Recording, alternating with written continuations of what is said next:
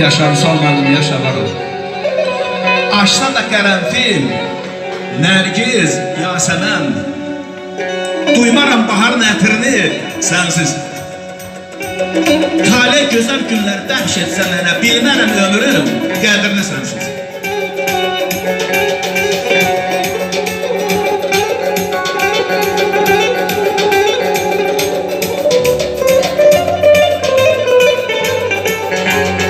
Küskün könlüm gözəllərlə barışmaz. Yandırsalar eşq oduna alışmaz.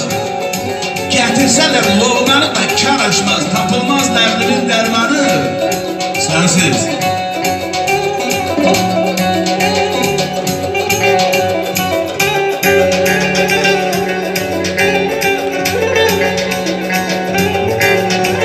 Ayda ulduzlar da çəkilib yoxa.